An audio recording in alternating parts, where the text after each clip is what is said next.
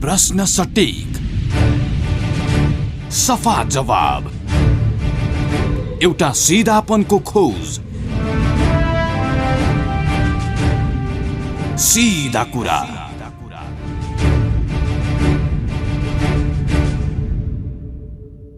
नमस्कार, कार्यक्रम सीधा कुरामा स्वागत छ। म कृष्ण तिमल Sinha. Capital FM 92.4 megahertz Kathmandu, पूर्वी नेपालमा रेडियो सारङ्गी 101.3 मेगाहर्ज मोरङ, पश्चिम नेपालमा रेडियो सारङ्गी 93.8 मेगाहर्ज पोखरा लगायत देशका विभिन्न एफएम स्टेसनबाट एकैसाथ प्रसारण भइरहेको सीधा कुरा तपाईँ www.cfmonia.com र www.radiosarangi.com बाट पनि संसारभर एकैसाथ सुनिरहनु भएको छ। श्रोता, आज हामी नेपालको राष्ट्रिय राजनीति, नेपाली समाजमा केही समय यता चलिराखेको परिवर्तनका सन्दर्भमा चलिराखेको बहस, सरकारका सन्दर्भमा उठिराखेको असन्तुष्टि, संविधान कार्यान्वयनका सन्दर्भमा देखिराखेको चुनौती, राजनीतिक पार्टीहरूको भूमिका र उपस्थितिप्रति जनतामा बढिराखेको वितृष्णाका सन्दर्भमा केन्द्रित रहेर विश्लेषण गर्ने प्रयासमा छौँ। हामीले प्राध्यापक आनन्द आदित्यसँग सम्पर्कको प्रयास गरिराखेका छौँ। समग्रतामा राष्ट्रिय राजनीति, नेपालको तमाम परिवर्तनका सन्दर्भमा राष्ट्रिय अन्तर्राष्ट्रिय शक्ति केन्द्रहरूबाट जस अबजस लिने होड चलिरहँदा यसले राजनीतिक पार्टीको भूमिकामा पर्न सक्ने प्रभाव, राजनीतिक पार्टीको कदमा पर्न सक्ने प्रभाव अनि समग्रमा परिवर्तनका सन्दर्भमा नागरिकमा उत्पन्न हुन सक्ने वितृष्णा र आशंका केन्द्रित आजको संवाद हो। प्राध्यापक आनन्द आदित्य आज हामीसँग सम्पर्कमा रहनुहुनेछ। विशेष गरी आजको विषयवस्तुमा प्रवेश गर्नुअघि केही समाचार श्रृङ्खलाहरू आइराखेका छन्। जस्तो चीनका राष्ट्रपति सी जिनपिङको सम्भावित नेपाल भ्रमणको सन्दर्भ असोज 28 गतिबाट 8-9 घण्टाका लागि हुँदैछ भनिराखिएको छ। काठमाडौँलाई ट्रान्जिट बनाएर बनारस जाने कार्यतालिका अनुसार राष्ट्रपति सी जिनपिङ नेपाल आउने र यसको स्वागतका लागि नेपाल सरकारले, परराष्ट्र मन्त्रालयले, सुरक्षा निकायले आवश्यक तयारी सुरु गरिसकेका छन् भन्ने समाचार आइराखेको छ। अक्टोबर 11बाट भारतको औपचारिक भ्रमणमा चीनका राष्ट्रपति सी जिनपिङ जाने कार्यक्रम छ। त्यही कार्यक्रम अन्तर्गत भारत जाने क्रममा अथवा भारतबाट फर्किने क्रममा कम्तीमा 8 घण्टाका लागि राष्ट्रपति नेपालमा रहने भन्ने सूचनाका अनुसार अहिले नेपाल सरकारले आवश्यक तयारी गरिराखेको छ।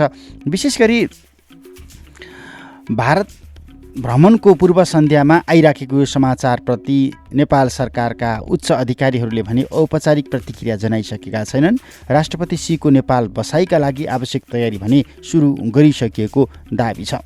राष्ट्रपति सी भारत भ्रमण गर्नु पहिले वा भारतबाट फर्किने क्रममा केही समय काठमाडौँ आउन सक्ने अपेक्षा नेपाल सरकारले गरेको छ। किनकि लामो समयदेखि नेपालतर्फ चीनबाट उच्च स्तरीय राजनीतिक भ्रमण, राष्ट्रपति स्तरको राजनीतिक भ्रमण भइरहेको छैन।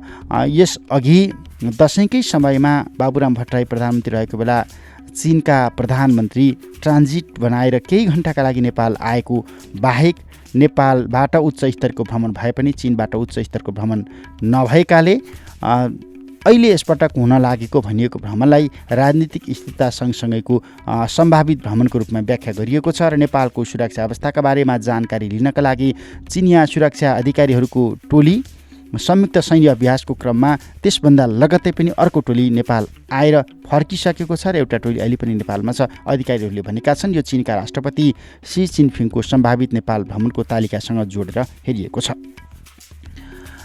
तर यही समयमा नेपालमा राजनीतिक स्थायित्वको कुरा गरिरहँदा, नेपालमा समृद्धिको कुरा गरिरहँदा नेपालमा राजनीतिक पार्टीहरूले बलियो सरकार बनाए, जनताले बलियो जनमत दिए, 5 वर्षका लागि स्थायी सरकार बन्यो, तमाम परिवर्तनहरू संस्थागत भए भन्ने बहस चलिरहँदा नेपालमा 62-63 सालको 19 दिन लामो जनआन्दोलन, जुन आन्दोलनका पछिल्तिर जोडिएर आएका एजेन्डा अनि ती एजेन्डाहरूलाई हामीले 2 चरणमा भएको संविधान सभाको निर्वाचनबाट संस्थागत गरेको यथार्थताका विपरीत अहिले भारतीय सञ्चार माध्यमहरू, भारतका कहलिएका लेखकहरू, आम सञ्चार माध्यमका प्रतिनिधिहरू अनि भारतका गुप्तचर निकायहरूमा काम गर्ने पूर्व अधिकारीहरूले दाबीका साथ पुस्तक सार्वजनिक गर्न थालेका छन्, दस्तावेज सार्वजनिक गर्न थालेका छन्, जसले नेपालमा भएको यो परिवर्तन नेपालीको बलमा भएको थिएन। हामीले नेपालमा परिवर्तन गरिदियौँ, नेपालको तमाम परिवर्तन हाम्रो मर्जीअनुसार चल्छ भन्ने खालको आशययुक्त अभिव्यक्ति ती दस्तावेजहरूमा राखिएको छ। पछिल्लो समयमा अमर भूषण जो रका निर्देशक भइसकेका व्यक्ति, इनसाइड नेपाल अर्थात् नेपाल भित्री कुरासँग जोडिएको उनको त्यो लेख, त्यो पुस्तकले अहिले नेपाली सञ्चार माध्यममा राम्रै स्थान पाइराखेको छ। नेपालको सन्दर्भमा उक्त पुस्तकमा गरिएको दाबी अनुसार 62-63 जनआन्दोलनको पृष्ठभूमि 2046 सालको राजनीतिक परिवर्तनको पृष्ठभूमि सँगसँगै सुरु भएको थियो। त्यति बेला 46 सालको राजनीतिक परिवर्तनको समयमा भारतले नेपालबाट त्यही समयमै राजतन्त्रलाई विदा गर्न चाहेको थियो, तर विविध कारणबाट राजनीतिक शक्तिहरूलाई फरक ध्रुवमा रहेका राजनीतिक शक्तिहरूलाई एउटै ध्रुवमा ल्याउने प्रयत्न लामो समयसम्म असफल भइसके पछाडि तत्कालका लागि नेपालबाट बहुदलीय व्यवस्था स्थापना गरेर राजा वीरेन्द्र शाहको अधिकारहरू केही कुण्ठित गरिएको र त्यति बेला त्यही पेरिफेरीमा नेपालतर्फ नाकाबन्दी गरिएको र त्यही समयमा वीरेन्द्र शाहले चीनसँगको सामिप्यता बढाएको र त्यसैको परिणाम भारत रुष्ट भएको रको जिम्मेवार पूर्व पदाधिकारीले निकालेको पुस्तकमा उल्लेख छ।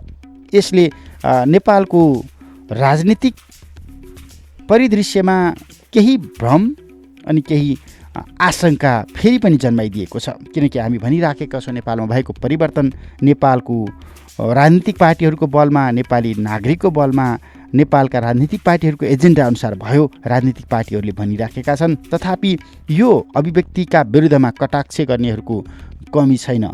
राजनीतिक वृत्तबाट पनि कटाक्ष भइराखेको छ। बौद्धिक जगतले पनि लामो समयदेखि यो नेपालको एजेन्डा थिएन भनेर कटाक्ष गरिराखेको छ र त्यसैको एउटा अध्याय हुनसक्छ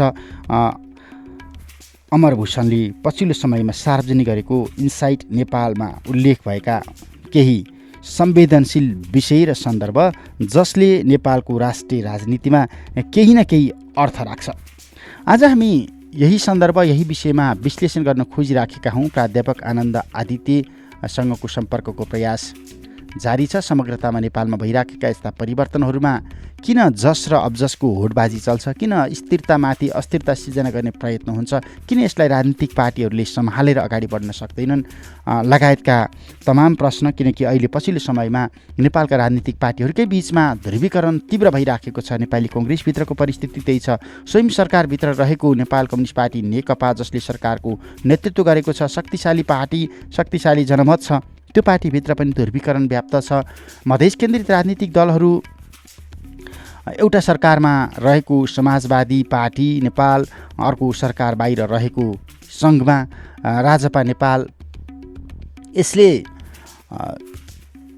पार्टीभित्रैबाट वितृष्णा, पार्टीभित्रैबाट विभाजनको श्रृङ्खलाहरू सामना गरिराखेको अवस्था छ। राजपा नेपाल पार्टीको महाधिवेशन गर्न नसकेर छटपटाइराखेको छ। समाजवादी पार्टी नेपाल पार्टी एकता प्रक्रिया पछाडि बाबुराम भट्टराईको सँगको सहकारी पछाडि अहिले सरकार छोड्ने कि सरकारबाट बाहिरिने भन्ने दुविधाका बीचमा छ। नेपाली कङ्ग्रेसभित्र धार्मिक एजेन्डा, राजा सहितको प्रजातन्त्र भन्ने एजेन्डाहरू बिस्तारै हावी भएर गइराखेका छन्। नेकपाभित्र पनि सैद्धान्तिक मतभेद छ, नेतृत्व स्वीकार्ने सन्दर्भमा मतभेद छ, पार्टीको कामको सन्दर्भमा मतभेद छ। यो अवस्थामा नेपालको राजनीतिक पार्टीहरू ध्रुवीकरण भइरहेको सन्दर्भ अनि विदेशी शक्ति केन्द्रहरूबाट थप तरङ्ग सिर्जना गर्ने खालका अभिव्यक्ति आइरहँदा यसले राजनीतिलाई कता लगिराखेको छ। हामी प्राध्यापक आनन्द आदित्यसँग संवादमा जोडिँदैछौँ। आनन्द आदित्यज्यू, हजुर स्वागत छ यहाँलाई सिधा कुरामा। धन्यवाद। अलिकति राजनीतिक पृष्ठभूमि मैले बाँधी तपाईँसँग टेलिफोन सम्पर्कमा ढिलाइ भयो। विशेष गरी रका निर्देशक अमर भूषणले निकालेको पछिल्लो पुस्तक इनसाइड नेपाल अनि त्यो सँगसँगै आजका सञ्चार माध्यम अन्य अनलाइन संस्करणहरूमा आइराखेको आशंका, टिका टिप्पणी राजनीतिक पार्टीहरूमाथि बढिराखेको जस्तो देखिएको अविश्वास, नेपालको राजनीति फेरि कता जाँदैछ, यो कता गिजोलिराखेको देख्नुहुन्छ यहाँले? वास्तवमा हाम्रो यो अहिलेको राजनीतिक स्थिति त्यति अप्रत्याशित होइन। हजुर। किनभने मलाई के लाग्छ भने हाम्रो यो द्वन्द्व चाहिँ निकै सङ्क्रमणकालीन उसमा चाहिँ गइसकेका छ। सङ्क्रमणकाल फेरि धेरै लामो पनि भइसकेका छ। सबैलाई यो आश्चर्य लागिरहेछ कि अब यो हाम्रो ट्रान्जिसन कति लामो हुने हो, कहिलेसम्म हुने हो, किन यस्तो भइरहेछ। झन्डै 7 दशक भइसक्यो नेपालको राजनीतिमा एउटा प्रमुख कुरा मैले के देखिरहेको छु भने अस्थिरता। तर यो इन्स्टेबिलिटीको पछाडि मलाई लाग्छ राजनीतिक दलहरूको बिचको जुन द्वन्द्व छ र मिल्ने भनेर माने जस्तो जोडा कम्युनिस्ट पार्टीहरू एक आपसमा विलिन पनि भए, तर त्यसपछि पनि यस विषयकोमा जुन किसिमको प्रगति हुन सकेन त्यो किन हो भन्ने कुरा अहिलेको सबभन्दा प्रमुख मुद्दा हो जस्तो लाग्छ मलाई। हजुर, अब जस्तो अहिले हामी राजनीतिक स्थायित्वकै कालखण्डमा छौँ, हामीसँग स्थिर सरकार छ, जनताले पत्याएको जनमत छ, राजनीतिक पार्टीहरूका बिचमा पनि त्यति धेरै विचलन देखिएको छैन, सहकारी ठिकठिकै चलिराखेको अवस्था हो। तर यही बिचमा अहिले यो परिवर्तन हामी संस्थागत गर्न खोजिराखेका छौँ, संविधानमै लिपिबद्ध भइसकेको परिवर्तन, त्यही परिवर्तनका विरुद्धमा अहिले छाल उछाल्ने काम सुरु भयो नि फेरि अन्तर्राष्ट्रिय शक्ति केन्द्रहरूबाट। यसले हाम्रो राजनीतिलाई केही न केही प्रभाव त पक्कै पार्ला। राजनीतिक पार्टीहरू तरङ्गित भइराखेका छन्, कहाँ यो परिवर्तन त यिनीहरूले ल्याएकै होइन रहेछन्, रको डिजाइनमा भएको रहेछ, रले फेरि पनि परिवर्तन चाह्यो भने हामी रातारात परिवर्तन गर्न सक्छौँ भन्ने आशय दिइराखेका छ भनेर राजनीतिक पार्टीभित्रको फेरि अविश्वास जनतामा विकास गर्ने प्रयत्न त भइराखेको छ नि। जहाँसम्म रको भूमिकाको कुरा छ, मलाई के लाग्छ भने नेपालको राजनीतिक स्थितिमा बाहिरका तत्त्वहरूले बेलायतमा आफ्नो भूमिका खेल्न खोजेका पनि छन्, खेलेका पनि छन्, सफल पनि नभएका होइनन्। तर त्यसको पछाडि मूल तत्त्व मलाई के लाग्छ भने हाम्रै राजनीतिक संस्कार हो। हाम्रो राजनीतिक संस्कृति कस्तो किसिमको छ, त्यसको एउटा गहन र एउटा कम्प्लेक्स किसिमको चाहिँ जुन अवस्थामा गइरहेको छ, त्यसको मौलिक कारणहरू के हुन् कि हामीले बुझ्नु पर्यो।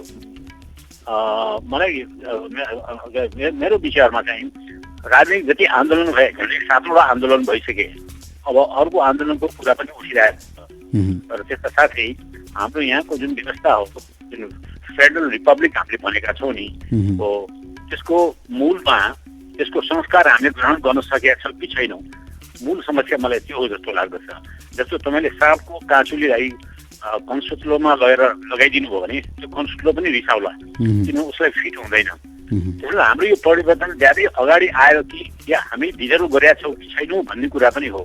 व्यवस्था राम्रो नराम्रो भन्दा पनि हामीले हाम्रो लगानी चाहिँ राजनीतिक रूपमा कति गर्न सक्यौँ र अरू मुलुकको तुलनामा जुन चाहिँ मुलुकहरू अहिले ज्यादै सङ्गठित, ज्यादै सुसंस्कृत र ज्यादै शान्त भइसकेका छन्, त्यहाँ चाहिँ त्यो आउनुको कारण के हो, कति वर्ष लाग्यो, कति दशाब्दी, कति शताब्दी लाग्यो उनीहरूलाई।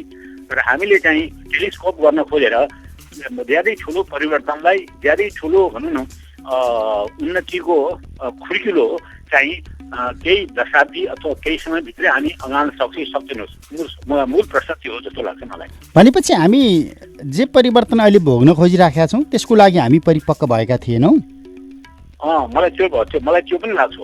त्यो परिपक्वतिर जानुको लागि, मूल धारमा लैजानुको लागि संवाहक मुख्य चाहिँ फ्याक्टर हामी भन्छौँ नि, ड्राइभर अफ चेन्ज वास्तवमा राजनीतिक दलहरू नै हुन्। राजनीतिक दल भन्नुको अर्थ उनको त्यसको नेतृत्व वर्ग नै हो। तर त्यो नेतृत्व वर्ग चाहिँ कतिको सुसंस्कृति छ, कति ऊ चाहिँ कमिटेड छ, उसको भिजन कति छ, उसको स्ट्रेटेजी कति छ, उसले कति इन्टिग्रेट गर्न सक्छ, उसको क्यापेबिलिटी कति छ, यी सबै कुराहरू नै त्यहाँ चाहिँ समाहित हुन्छन्। र त्यो नबुझिकन मलाई लाग्छ परिवर्तनले मात्रै चाहिँ रिजिम चेन्ज ल्याउला, तपाईँको एउटा व्यवस्था परिवर्तन गर्ला। तर व्यवस्था परिवर्तनको अर्थ चाहिँ त्यहाँ भएका मानिसहरूको एटिच्युड, तिनीहरूको चाहिँ काम गर्ने तरिका, संस्कार भनौँ न, होइन, र राजनीतिक संस्कार जसको कुरा गर्छ त्यो आएको छ कि छैन, त्यसमा मलाई चाहिँ शङ्का लागेको छ। यहाँनिर जस्तो अहिलेको पुस्ता परिवर्तनको सन्दर्भमा विश्वमै गनिएको अब्बल पुस्तासँग दाँत नमिल्ने पुस्ता त हामीसँग छ नि, मतदाताहरू त्यो खालको छन्। 40-50 लाख युवाहरू विदेशमा छन्, उनीहरू कुनै न कुनै रूपमा त्यहाँको राजनीति, त्यहाँको संस्कृति, त्यहाँको सभ्यतासँग अभ्यस्त भएर नेपाल फर्किराखेका छन्, आउजाउ चलिराखेका छ। तर त्यो पुस्ता तयार भयो, तपाईँले भने जस्तै राजनीतिक नेतृत्व गर्ने पुस्तामा चाहिँ कमजोरी हो कि? सबभन्दा ठुलो कमजोरी मलाई त्यही लागेको छ। परिवर्तन आफैमा उद्देश्य होइन, त्यो एउटा मिन्स मात्रै हो। जुन ठुलो एन्ड हामी भन्छौँ नि, जुन उद्देश्य हो, त्यो उद्देश्यको लागि चाहिँ हामीले जुन चाहिँ एउटा कारण ल्याएर हामीले सत्ता परिवर्तन गर्यौँ, त्यसले साँच्चै नै प्रगति आउने भए र वास्तवमा लोकतन्त्र आउने भए त थर्ड वर्ल्डमा जति पनि अहिले जुन अराजकता छ नि, चाहे त्यो अफ्रिका होस्, चाहे भनौँ दक्षिण अमेरिका होस्, चाहे एसियाका कतिपय भागहरू हुन्, त्यहाँ चाहिँ उन्नति किन भएन? तर त्यो नभए तापनि अब अहिले म तपाईँलाई एउटा एक्जाम्पल दिन्छु। जस्तो रुवान्डामा 1994मा जुन 4 लाख मान्छे मारिएका छन्, त्यही रुवान्डा अहिले किन एकदमै माथितिर गइरहेछ? अफ्रिकाको बोत्सवाना नै किन माथि गइरहेछ र युरुग्वेमा किन रिलेटिभ हिसाबले बढी चाहिँ पोलिटिकल फ्रिडम चाहिँ हुन आउँदै किन रोक्यौँ? यी सबै वास्तवमा मूलभूत कुराहरू हुन् क्या। हामी चाहिँ वास्तवमा इतिहासको एउटा राम्रो विद्यार्थी पनि सिद्ध भएनौँ जस्तो लाग्छ। इतिहासमा मात्रै होइन, तपाईँको वरिपरि अहिले 50औं राज्यहरूमा अनेक किसिमका परिवर्तन भइरहेछन्। कमसेकम मलाई लाग्छ 8-10 त्यो थर्ड वर्ल्डका राज्यहरूमा पनि राम्रो परिवर्तन उनले गर्न सकेका छन्। कि हामीले उनीबाट सिक्न सक्यौँ त? त्यो सिक्नुको लागि बाहिरबाट त्यो सम्भावना ल्याउनुको लागि चाहिँ त्यसको मूल चाहिँ भेक्टर ड्राइभर चाहिँ वास्तवमा राजनीतिक पार्टी नै हो। त्यो राजनीतिक पार्टीले चाहिँ त्यो गर्न सक्यो, नेतृत्वमा आएर जस्तो कुनै घर यदि बिग्रिन्छ भने त्यसको मूल कारण त्यसको चाहिँ मुखिया हुन्छ, घरको जुन मूल मान्छे हो नि। घरको मूल मान्छे बिग्रियो भने सारा घर भत्किन्छ नि। हामीका त्यस्तै भइरहेछ। म तपाईँले एउटा अस्ति मैले इक्जाम्पल दिएको थिएँ, हिजो नै भन्नु एक ठाउँमा म गएको थिएँ, एउटा पब्लिक ट्रान्सपोर्टमा गइरहेको थिएँ। एकजनालाई मैले सोधेँ, तपाईँको भित्री कोठामा चाहिँ कसैको यदि फोटो झुन्ड्याउने भने अहिलेको नेतृत्व वर्गमध्ये कसको फोटो तपाईँ झुन्ड्याउनुहुन्छ भन्दाखेरि उनले के भने कुरा, त्यो कुरा मलाई ठुलो विस्मात्मक लाग्यो, आश्चर्य लाग्यो र म कहिले पनि बिर्सिन्न। तपाईँ फोटो झुन्ड्याउने कुरा गर्नुहुन्छ, म यहाँ मान्छे झुन्ड्याउने कुरा गर्न लाग्छु भन्दै थिएँ क्या। अब त्यो पनि एउटा स्याम्पल हो क्या। मानिसहरूमा यति निराशा, यति चाहिँ तपाईँको आक्रोश पनि छ अहिले। व्यवस्था भन्दा पनि नेतृत्वका सन्दर्भमा गएर ठोकियो। हजुर होइन, नेतृत्व चाहिँ गलत भयो त। अब यो नेतृत्व तत्काल राजनीतिक नेतृत्व परिवर्तनको सम्भावना त देखिँदैन। फेरि राजनीतिक पार्टीभित्रको अहिलेको स्कुलिङ हेर्दाखेरि जति बेला नेतृत्व परिवर्तन भइसक्छ त्यति बेला यो स्कुलिङ त्यो पुस्तामा पनि गइसक्छ फेरि। हो, नेतृत्व मूलभूत कुरा हो। कुनै पनि मुलुकमा तपाईँको नेतृत्व जुन आउँदछ नि, त्यो नेतृत्व वास्तवमा जेनरली वर्ल्ड हिस्ट्री इतिहास विश्वको इतिहास हेऱ्यो भने त्यहाँको चाहिँ मध्यम वर्गबाट मात्रै आएको हुन्छ। साह्रै तलबाट साह्रै माथिबाट बहुतै कम आएका छन्, नआएका होइनन्। त्यसैले हाम्रो नजर त्यहाँ त्यो मिडल क्लासमै हुन्छ। मिडल क्लासमा पनि जुन चाहिँ एउटा एलिट भन्छौँ नि हामी, जान्ने बुझ्ने होइन, किनौँमा चाहिँ एउटा भनौँ न एउटा चेतना राष्ट्रिय रूपमा कलेक्टिभ एउटा कन्सियसनेस आयो भने जसलाई हामी एउटा क्रिटिकल मास भन्छौँ नि, त्यो क्रिटिकल मास बल्ल बन्न लागेको जस्तो लाग्छ नेपालमा। मैले खास गरी अहिले यो साइबरको के अरे प्रगतिले गर्दाखेरि, साइबर वर्ल्डको प्रगतिले गर्दाखेरि र त्यसलाई कसरी रोक्न सक्दैन, सूचना आउला र हामीले आशा र विश्वास पनि गर्नुपर्छ। र जो यो भन्दछन् कि नेपालमा चाहिँ अनेक किसिमका क्राइसिस आए, नेपाल ठिक छैन, नेपाल यस्तो हुन्छ उस्तो, म त्यहाँ विश्वास किन गर्दिनँ? नेपालको राज्यको रेजिलियन्स ज्यादै कडा छ, ज्यादै ठुलो छ। हामी यो नबिर्सौँ कि वर्ल्डको झन्डै नै 196 या 200 जति राज्यहरूमा चाहिँ नेपाल यति जेठो छ कि योभन्दा जेठो जम्मा 20-2100 भन्दा बढी राज्य छैनन् वर्ल्डको म्यापमा। त नेपाल किन रहिरह्यो त? अरू भने दर्जनौँ राज्य किन बिलाए त? इतिहासको गर्वमा नेपालको राज्य त्यति कमजोर चाहिँ छैन र यसको चाहिँ एउटा सर्टेन एउटा भनौँ न माथि आउने प्रवृत्ति र प्रगतिको धेरै पोटेन्सियल त छ। हामीलाई नेचरले धेरै भाग्यमानी पनि बनाएको छ हेर्नुहोस्, तर ती कुरालाई हामीले चाहिँ युज गर्न सकेनौँ। नेतृत्वै गलत भएन, व्यवस्थापकै गलत गलत भएपछि तपाईँ हामीले त्यो परिकल्पना गर्नु पनि गलत भयो। अहिले पोलिटिकल म्यानेजमेन्टको केही कारण केही अर्थ रहँदैन। पोलिटिकल म्यानेजमेन्ट यदि आफैमा भित्रमा त्यो संस्कार छैन भने त खालि यता गऱ्यौ उता गऱ्यौ, यता चलायो भनेर मात्रै त्यो रियल परिवर्तन आउने होइन। सत्ताको परिवर्तनको अर्थ त यहाँ संस्कारको परिवर्तन होइन नि। 70 वर्ष भइसक्यो राणा शासन ढलेको, झन्डै तपाईँको 70 वर्षभन्दा बढी उम्लाइसक्यो। तर हामीले हाम्रो आचार, हाम्रो व्यवहार, आचार व्यवहार भन्दाखेरि मेरो इसारा चाहिँ वास्तवमा राजनीतिक आचार व्यवहारसँग हो। किन हामीलाई सधैँ त्यो इन्स्टेबिलिटी छ त? हामीले यो प्रश्न गर्नु पर्यो र जनतामा बुझाउनु पर्यो, जनताले बुझ्नु पर्यो मुख्य कुरा। यो समस्या 7 सालदेखि हामी निरन्तर यही समस्याबाट गुज्र्यौँ होइन। हामीले जतिसुकै व्यवस्थालाई खोट लगाए पनि, संविधानलाई खोट लगाए पनि, शासकहरूलाई खोट लगाए पनि हामी 7 साल यताकै राजनीतिक यो कुसंस्कारबाट गुज्र्यौँ। त्यसको समस्या अहिले पनि हामी भोगिराखेका छौँ। हो, हाम्रो इन्स्टिट्युसनल मेमोरी भएन, राजनीतिक एउटा संस्थाकरण जुन पर्ने त्यो चाहिँ भएन। हामीले स्विजरल्यान्डको कुरा गर्छौँ, स्विजरल्यान्डमा नेपालको विषयमा केही कोर्स पनि छ भन्ने सुन्छु।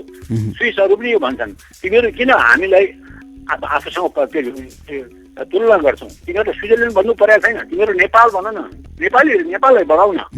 मतलब हाँस्छन् अरे हाम्रो तुलना सुन्दाखेरि पनि। हामी नाम पनि यस्तो के अक्सफोर्ड र क्याम्ब्रिजको कुरा गर्ने बित्तिकै अक्सफोर्ड र क्याम्ब्रिज हुने हो र नेपालका विश्वविद्यालयहरू, त्यो त मलाई हाँसो लाग्छ। यो अन्धकरणबाट मुक्त हुनु पर्यो। हाम्रा आफ्ना जराहरू कमजोर भइरहेका छन्। हाम्रो संस्कारमा चाहिँ हावा बोलिएको छ। मलाई थाहा छ राम्रैसँग कसरी हाम्रो चाहिँ जुन विरासत हो, हाम्रो जुन हेरिटेज हो, जुन यति सम्पन्न छ, त्यसलाई हामीले राम्रोसँग हेर्न पनि सकेका छैनौँ, विचार पनि गर्न सकेका छैनौँ। त्यसमा अनेक किसिमको आक्रमण भइरहेछ र त्यो प्रति सजग भएर यदि हामी जान सकेनौँ भने अझ अरू पनि तपाईँको सङ्कट आउन सक्छ। तर सङ्कट आउँदैमा नेपाल ढल्ने, नेपाली संस्कार चाहिँ जाने भन्ने कुरा म। तर सिस्टममाथि प्रश्न उठाइराखिएको छ नि अहिले यति बेला, के देख्नुहुन्छ यहाँले? जस्तो राजनीतिक पार्टीहरूले लिडिङ गर्न सकिराखेका छैनन्, यिनीहरूको इम्प्रेसन खासै गतिलो भएन, व्यवस्थापन गर्न सकेनन् हामी भनिराखेका छौँ। जनता अलि अगाडि भयो, नेतृत्व अलि पछाडि भयो, जनताको अभिमत स्वीकार गर्न अथवा सम्मान गर्न सकिराखेका छैन राजनीतिक प्रणालीले, त्यो पनि हामी भनिराखेका छौँ। त्यसो हो भने यो व्यवस्था अहिलेको यही जनताको वितृष्णा असहयोगका कारण सङ्कटमा परे हो कि?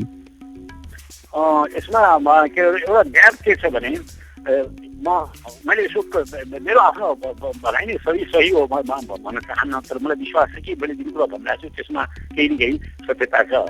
हेर्नुहोस्, जनतामा जागरुकता आयो भने एउटा एवेरनेस भन्छ नि हामी अङ्ग्रेजीमा, त्यो एवेरनेस आएपछि त्यसलाई अगाडि लैजान्छ, मोबिलाइज हुन थाल्छन् उनीहरू। अहिले नेपालका 3 करोड जुन जनता छन्, हामी त्यो बाहिरका एनआरएन पनि कुरा गरौँ, उनीहरू ज्यादै सजग भएर आइरहेका छन्। उनी जब घर आउलान् र ती नेपालीले जो बाहिर मुलुकमा पढिरहेका छन् ती जब घर आउलान्, तपाईँ केही न केही चेन्जको के अरे विश्वास गर्न सक्नुहुन्छ कि त्यहाँ तिनीहरू के डेमोन्स्ट्रेसन एफेक्ट लिएर आएका हुन्छन्। हाम्रो दुईटै हेर्नुहोस्, चाइनाको रिसर्जेन्स हेर्नुहोस्, इन्डियाको रिसर्जेन्स, यी दुईवटा ठुला सभ्यता राज्य हुन् भन्छु म, सिभिलाइजेसन स्टेट जसलाई भन्छौँ नि, ती हुन्।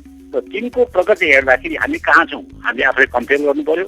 हाम्रा सम्भावनाहरू के छन्? विश्वको झन्डै तपाईँको 30% बजार हाम्रो दैलोमै छ, त्यही पनि हामी किन केही गर्न सकिरहेका छैनौँ? हामी हजारौँ पनि जानु पर्दैन, हाम्रो दैलोमै छ बजार।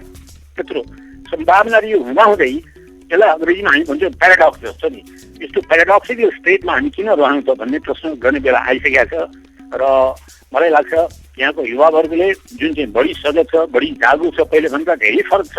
बाहिरका एनआरएनहरू बाहिर यहाँ जब आउँछन् अथवा बाहिरका चाहिँ यो ब्रेन ड्रेन र ब्राउन ड्रेन दुई जुन भइरहेको छ, त्यसको केही भाग पनि जब बाहिर आउँछ, मलाई लाग्छ परिवर्तनलाई रोक्न सक्दैन।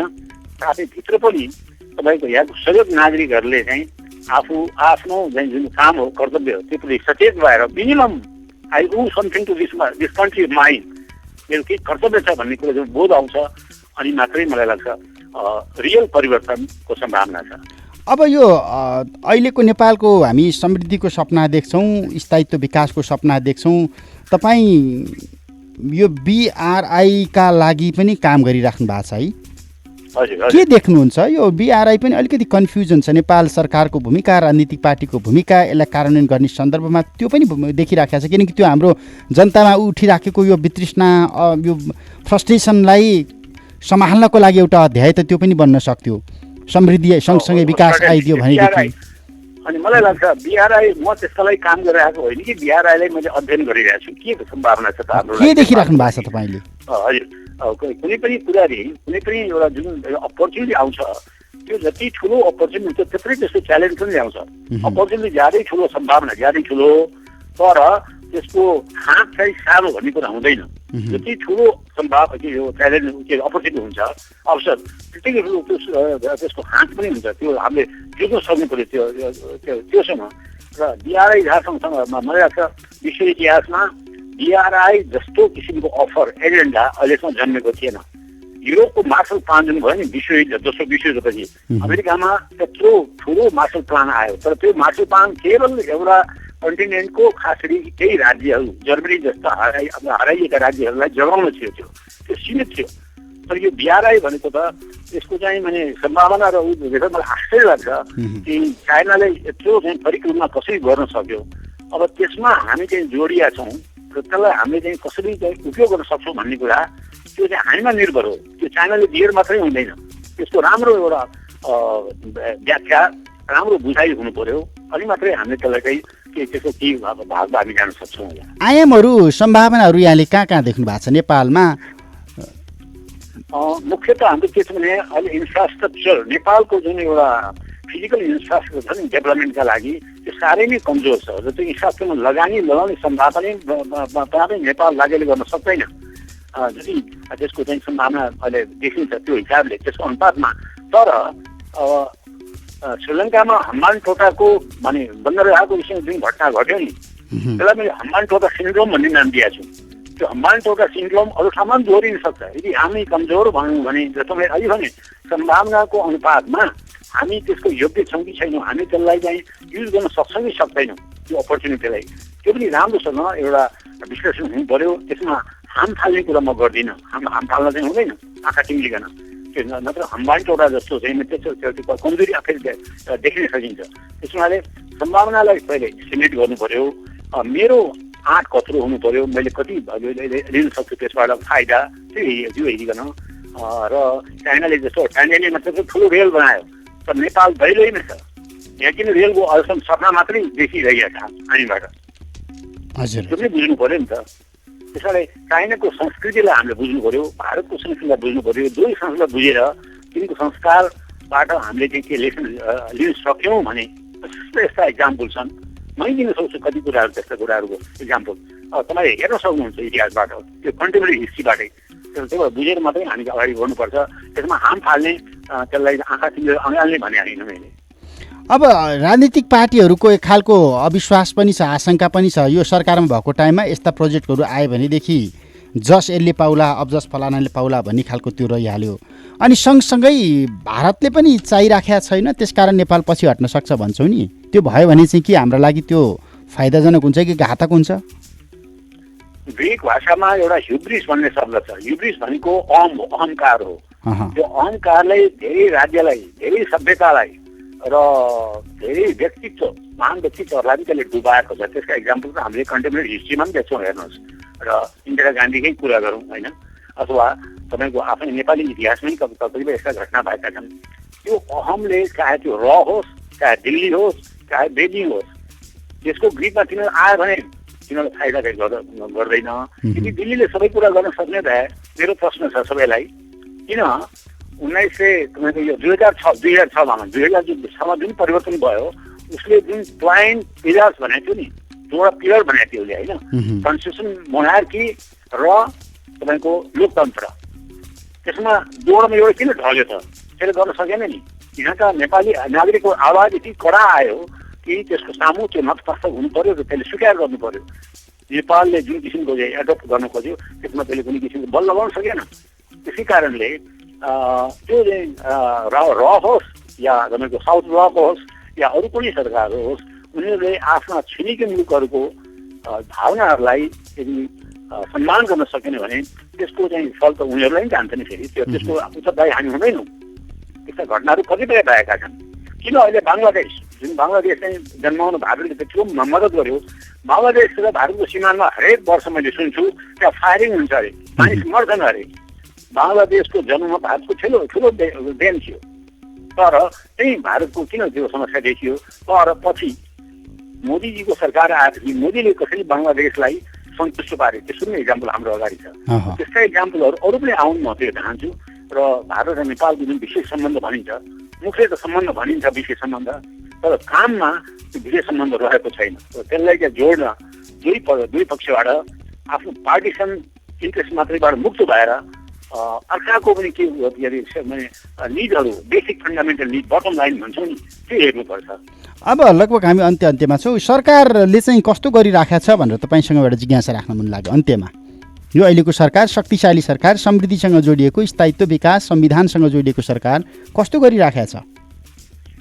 अनि अहिलेको सरकारमा कतिपय यस्ता व्यक्तिहरू छन् जसले आफ्नो जीवन यसमा दिएका छन्, कहीँ जेलमा पनि बसेका छन्। त्यसमा हामीलाई आँखा चिम्लिन मिल्दैन। उनीहरूको छ रोल, तर त्यो रोलसँग मिल्ने खालको उनीहरूको भूमिका अहिले जुन छ त्यो अत्यन्त पार्टिसन जस्तो लाग्छ मलाई। त्यसबाट मुक्त भएर उनीहरू चाहिँ माथि उठ्न सकेको भए अहिले तपाईँको सिनेरियो नै अर्को हुन्थ्यो होला। हरेक कुरामा मेरो सत्ता, हाम्रो मान्छे राम्रो मान्छे यदि भन्ने कुरा, अब त्यो धेरै कुरा छ, त्यो लिस्ट धेरै लामो छ, त्यसमा नजाउँ। मेरो प्रश्न छ, बालुवाटारको काण्ड किन आयो? निर्णय पन्तको काण्ड किन अहिलेसम्म चाहिँ समस्या समाधान भएको छैन तपाईँको? अनि सुन काण्ड के भयो? त्यसपछि काण्डै काण्ड आइरहेका छन् अझै। यी काण्डहरूले नै मैले देखाउँछन् यो के भइरहेको भन्ने कुरा। यसमा उनीहरूले आफ्नो भूमिकालाई पुनर्विचार गरेर यदि गर्न सके सचिनु पर्यो। हुन्छ हुन्छ, समय सकिएको छ। समय र संवादका लागि धन्यवाद। हजुर धन्यवाद। प्राध्यापक आनन्द आदित्य, राजनीतिशास्त्री, समग्रमा नेपालको राष्ट्रिय राजनीति, राजनीतिको नियति अनि नेपालको राजनीतिक परिवर्तन जतिसुकै अग्रगामी भए पनि अग्रगामी बन्न नसकेका, जनपक्षीय बन्न नसकेका राजनीतिक नेतृत्व, राजनीतिक पार्टीहरूका कारण जनतामा पटक पटक उब्जने गरेको वितृष्णा, असन्तुष्टि, आक्रोश, जसको केही आंशिक श्रृङ्खलाहरू अहिले बिस्तारै देखिन थालेका छन्, पोखिन थालेका छन्। यसप्रति राजनीतिक नेतृत्व सचेत बन्नुपर्छ, राजनीतिक पार्टीहरू सचेत बन्नुपर्छ, सरकार सचेत बन्नुपर्छ। किनकि नेपाली जनताले गर्ने सबै तहका क्रान्ति पुरा गरिसकेका छन्। नेपाली नागरिकहरूले दिने सबै खालको सर्वस्व राजनीतिक पार्टीलाई सुम्पिसकेका छन्। यो परिस्थितिमा अब समृद्धिका कुरा, स्थायित्वको कुरा, विकासको कुरा र मुलुकलाई अग्रगामी दिशामा लैजाने कुरामा राजनीतिक पार्टीहरू प्रतिबद्ध बन्नु सक्नुपर्छ। होइन भने फेरि पनि राजनीतिक प्रणालीका विरुद्धमा, प्रवृत्तिका विरुद्धमा, नेतृत्वका विरुद्धमा अर्को क्रान्ति हुनसक्छ। विदेशी शक्तिहरूले नेपालको राजनीतिक अस्थिरताका लागि मलजल गरिराखेका दृष्टान्त दिनदिनै जोडिएर आएका छन्। यो राजनीतिक नेतृत्वले बुझ्नुपर्छ। समय अनि संवादका लागि प्राध्यापक आनन्द आदित्यलाई फेरि पनि धन्यवाद दिन्छु। प्राविधिक मित्र मदनका साथ म कृष्ण सिधा कुराबाट बिदा हुन्छु। नमस्ते। प्रश्न सटीक, सफा जवाब, एउटा सिधापनको खोज, सीधा कुरा।